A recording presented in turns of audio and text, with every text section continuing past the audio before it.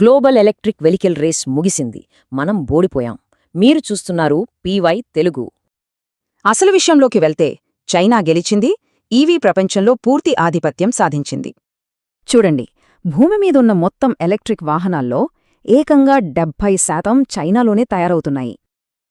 అంతేకాదు, ప్రతి ఈవీకి గుండెకాయలాంటి lithium ion బ్యాటరీల ఉత్పత్తిలో 75% వాళ్ల కంట్రోల్లోనే ఉంది. చైనాలో అమ్మే కార్లలో సగానికి పైగా ఎలక్ట్రిక్వే. దీన్నే అంటారు టోటల్ మార్కెట్ కంట్రోల్. అసలు చైనా వాళ్లు ఈ అసాధ్యాన్ని ఎలా సుసాధ్యం చేశారు? దీని వెనుక 2 బ్రూటల్ ఫ్యాక్ట్సున్నాయి. మొదటది నమ్మలేని ధర. ఒక చైనీస్ ఈవీ అమెరికన్ ఈవీ ధరలో సగం కన్నా తక్కువ. రెండోది ఒక మాస్టర్ ప్లాన్. 2 దశాబ్దాల సబ్సిడీలు, స్కేల్, మొత్తం సప్లై చైన్ వాళ్ల చేతుల్లోనే ఉంది. సో మనం గ్లోబల్గా పోటీ పడలేం. అందుకే ఇండియా స్క్రాచ్ నుండి ఒక కొత్త ఎకోసిస్టమ్ను నిర్మిస్తుంది.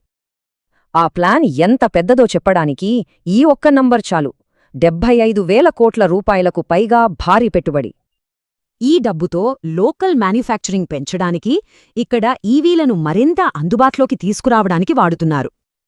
ఇది కేవలం పాలసీ కాదు, ఇది మనందరికీ ఒక ఓపెన్ ఇన్విటేషన్, ఒక Indian EV gold rush.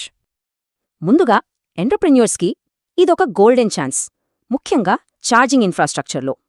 Government ఏకంగా 100% సబ్సిడీ ఇస్తోంది.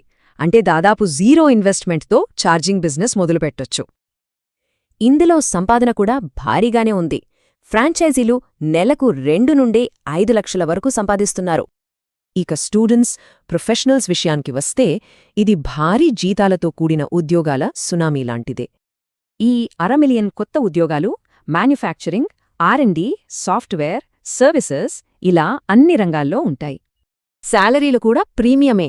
ఒక ఈవీ ఇంజనీర్ ప్రారంభ జీతమే 8 నుండి 12 లక్షల వరకు ఉంటుంది.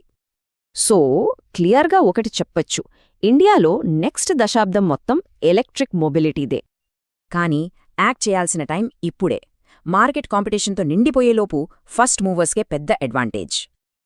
గ్లోబల్ రేస్ ముగిసి ఉండొచ్చు, కానీ ఇండియా రేస్ ఇప్పుడే మొదలైంది. అసలు ప్రశ్న ఏంటంటే, ఇందులో మన పాత్ర ఏంటి?